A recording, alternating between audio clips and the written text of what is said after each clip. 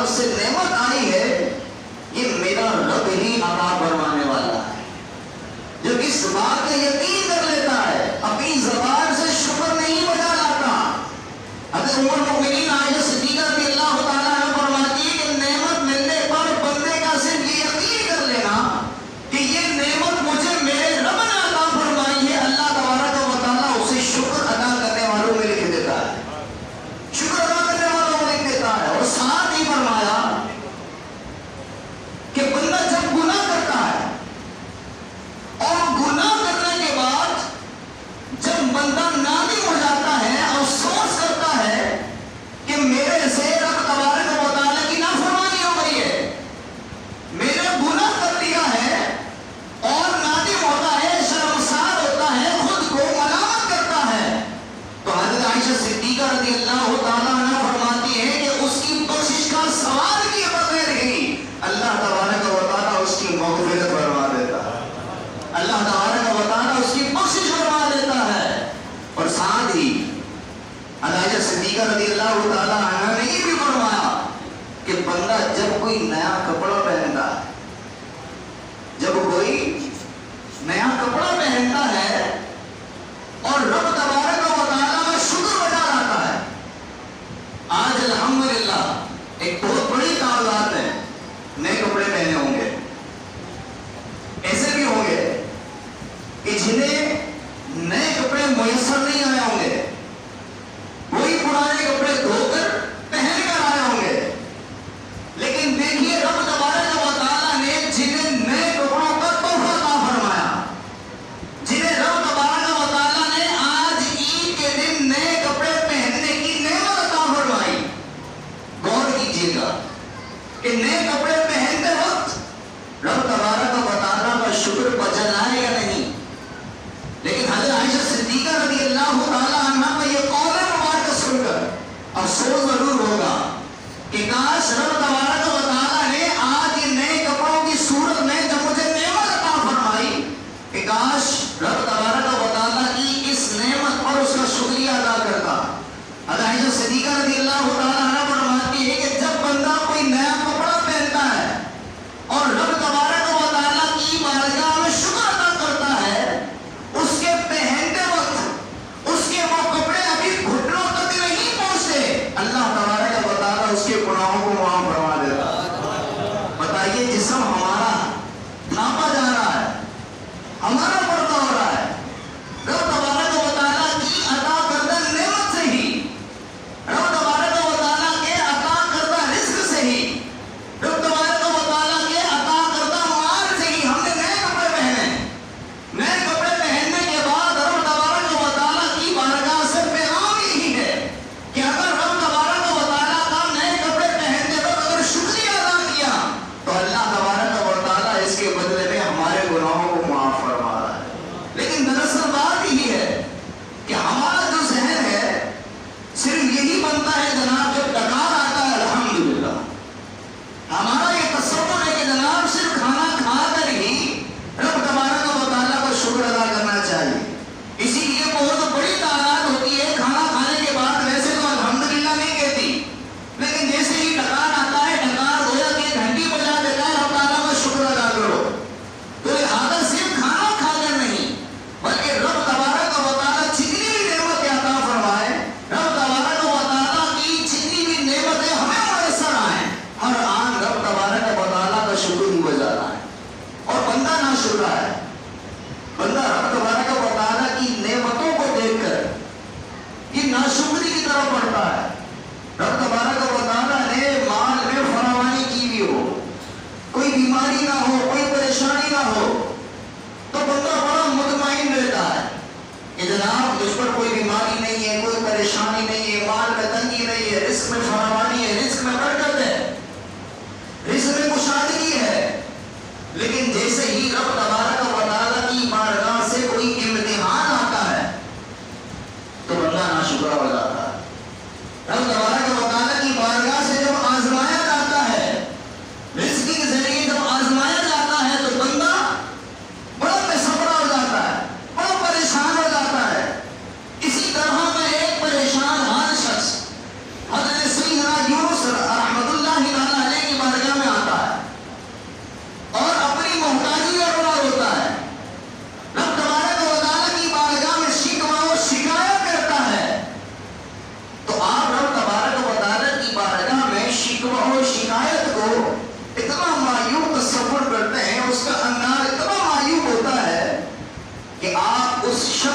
سوال کرتے ہیں کیا تم 1,00,000 درہم میں اپنی آنکھیں دے دو گے؟ وہ کہتا ہے ہرگز نہیں۔ آپ دوسرا سوال کرتے ہیں کیا اپنا 1 ہاتھ 1,00,000 درہم میں دے دو گے؟ کہتا ہے جناب نہیں دوں گا۔ آپ نے سوال کیا کیا اپنا 1 پاؤں 1,00,000 درہم کے بدلے میں دے دو گے؟ وہ کہتا ہے جناب میں 1,00,000 درہم میں اپنے پاؤں کو نہیں دے سکتا۔ تو لہذا حضرت سیدنا یونس رحمۃ اللہ تعالی علیہ نے اس کی یہ گفتگو سن کر اس سے فرمایا لاکھوں کا مالک ہے اور رب تبارک و تعالیٰ کی بارگاہ میں محتاجی کا سوال کرتا ہے، رب تبارک و تعالیٰ کی بارگاہ میں محتاجی کا اعتراض کرتا ہے۔ رب تعالیٰ نے تجھے لاکھوں کا مالک بنایا ہے اور حقیقت یہی ہے رب تبارک و تعالیٰ نے ہمیں جسم کے اندر جو یہ نعمتیں عطا فرمائی ہیں اس کا کوئی مقابل نہیں ہے، اس کا کوئی بدلہ نہیں بن سکتا۔ اسی لیے رب تبارک و تعالیٰ قیامت کے دن ہماری جتنی بھی نیکیاں ہو، کوئی گناہ نہ ہو، جب رب تبارک و تعالیٰ قیامت کے دن صرف ایک نعمت کے بدلے میں فرمائے گا اس کی ساری نیکیاں رکھو، تو جو ہماری ساری نیکیاں ہوں گی رب تبارک و تعالیٰ کی ایک نعمت کا بھی بدلہ پورا نہیں کر سکتے۔ تو لہذا اللہ تبارک و تعالیٰ کی بارگاہ میں ہر آن بندے کو شکریہ بجا لانا چاہیے۔ اور کیسے شکر بجا لائیں؟ رب تبارک و تعالیٰ کے شکر ادا کرنے والے بندے ایک سے ایک ہیں جو اپنی مثال کو تاریخ میں چھوڑ کر گئے۔ امام علی مقام امام حسین رضی اللہ تعالیٰ عنہ کی مثال کس کو یاد نہیں کہ آپ نواسہ رسول ہیں، پھر بھی آپ پر کتنا ظلم و ستم کیا گیا لیکن نواسہ رسول ہونے کا حق ادا کر دیا۔ جیسا کہ حق نانا نے ادا کیا ویسا ہی حق نواسے نے بھی ادا کیا کہ 30 دن کے بھوکے پیاسے ہیں، لیکن اس کے باوجود بھی زبان پر شکوہ و شکایت نہیں ہے، زبان پر شکوہ و شکایت نہیں ہے۔ اسی لیے شاعر نے کہا نبی کے چاہنے والے زبان پر شکوہ و شکایت نہیں لاتے، نبی کے نام لیوا اپنی زبانوں پر شکوہ و شکایت نہیں لاتے۔ تو لہذا جو نبی کا نام لیوا ہو اپنی زبان پر شکوہ و شکایت کیسے لائے؟ اور یہ جو تاریخ میں اپنی مثال قائم کر کے گئے، اپنی مثال ان کی آپ تھی۔ حضرت سیدنا یونس نبی علیہ السلام نے ایک بار حضرت جبریل علیہ السلام سے عرض کی کہ مجھے دنیا کا سرزمین کا سب سے بڑا عبادت گزار دکھاؤ، سب سے بڑا عبادت گزار دکھاؤ۔ حضرت جبریل علیہ السلام حضرت سیدنا یونس نبی علیہ السلام کو ایک شخص کے پاس لے کر جاتے ہیں۔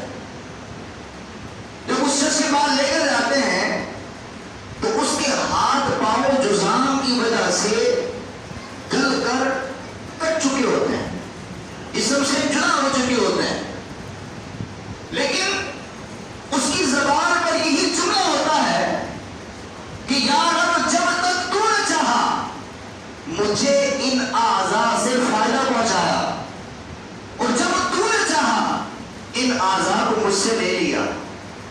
میرے اعضاء جب تک تو نے چاہے مجھ تک رہے، میرے پاس رہے، میں ان نعمتوں سے فائدہ اٹھاتا رہا، لیکن جب تو نے چاہا مجھ سے واپس لے لیا۔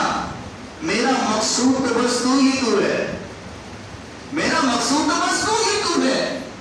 لہذا حضرت یونس نبی علیہ السلام نے اس کا یہ حال دیکھ کر، گفتگو دیکھ کر حضرت جبریل علیہ السلام سے فرمانے لگے کہ میں نے تمہیں عبادت گزار دکھانے کو کہا تھا، جو عبادت گزار ہو، نمازیں پڑھنے والا ہو، روزے رکھنے والا ہو، میں نے تمہیں وہ شخص دکھانے کو کہا تھا۔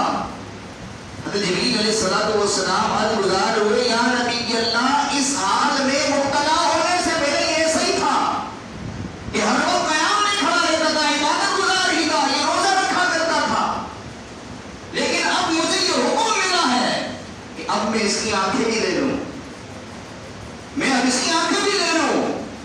چنانچہ حضرت جبریل علیہ السلام اپنے اشارے کو فرماتے ہیں، جیسے ہی آپ اس کی آنکھ کی طرف اشارہ کرتے ہیں اس کی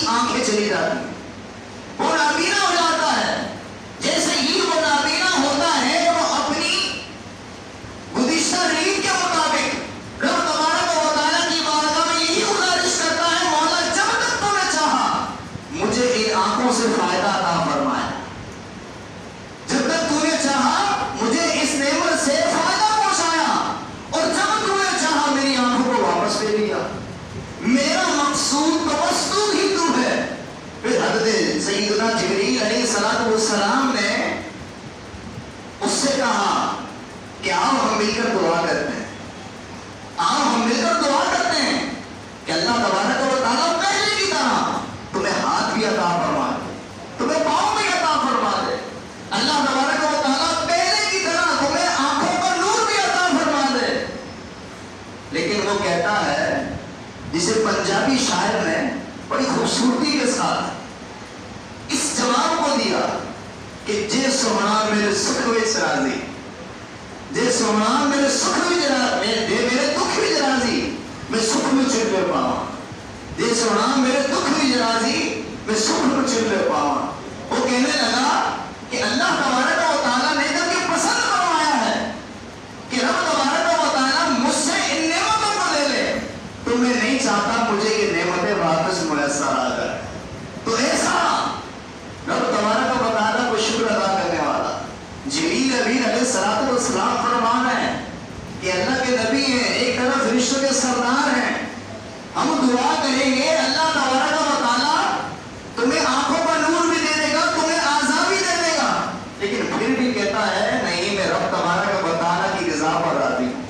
تو آج ہمارا بھی یہی ذہن بنے، رب تبارک و تعالیٰ نے آج ہمیں دکھ دکھائے ہیں تو اللہ تبارک و تعالیٰ اس بات پر بھی قادر ہے کہ ہمیں سکھ دکھائے۔ اللہ تبارک و تعالیٰ نے جب مشکلوں میں ڈالا ہے تو وہی رب تبارک و تعالیٰ فرماتا ہے اِنَّ مَعَ الْعُسْرِ يُسْرًا فَإِنَّ مَعَ الْعُسْرِ يُسْرًا، کہ بے شک تنگی کے بعد آسانی ہے۔ اللہ تبارک و تعالیٰ نے تنگی عطا فرمائی ہے تو اللہ تبارک و تعالیٰ آسانی بھی عطا فرمائے، اور رب تبارک و تعالیٰ کی نعمتوں کا سب سے بڑا شکر یہ ہے کہ بندہ رب تبارک و تعالیٰ کی نافرمانی سے باز آ جائے، رب تبارک و تعالیٰ کی عبادت کرنے لگ جائے۔ اللہ تبارک و تعالیٰ دیکھیے نا کتنا مہربان ہے، رب تبارک و تعالیٰ نے سارے مہینے میں پورے رمضان میں بخششیں عطا فرمائی، لیکن رب تبارک و تعالیٰ نے بخششوں کے دروازوں کو بند نہ کیا، بلکہ فرمایا لیلۃ الجائزہ، مزدوری ملنے کی رات، چاند رات میں رب تبارک و تعالیٰ نے پورے مہینے کی تعداد کے برابر بخشش عطا فرمائی۔ اور آج عید کے دن بھی اعلان ہے کہ اپنے بندوں کو خالی ہاتھ نہیں لٹاؤں گا۔ جب رب تبارک و تعالیٰ اتنا مہربان ہو، اتنا کریم ہو، تو کیا ہم اس کی بارگاہ میں سجدہ نہ کریں، ہم اس کی بارگاہ میں نافرمانی سے باز نہ آ جائیں؟ جو رب تبارک و تعالیٰ ہم پر اتنا مہربان ہے، اتنی نعمت عطا فرما رہا ہے، تو ہم اس کا شکر ایک سجدہ کر کے تو کر ہی سکتے ہیں نا۔ اللہ تبارک و تعالیٰ کی بارگاہ میں یہی دعا ہے کہ اللہ تبارک و تعالیٰ ہمیں ہر آن اپنا شکر ادا کرنے والا بنا، اور اللہ تبارک و تعالیٰ نے اگر آزمائشوں میں ڈالا ہے تو اللہ تبارک و تعالیٰ ان آزمائشوں کو بھی ختم فرمائے، اور اللہ کریم تمام ہی عالم اسلام پر اپنی نظر رحمت فرمائے۔ وما علینا الا البلاغ المبین۔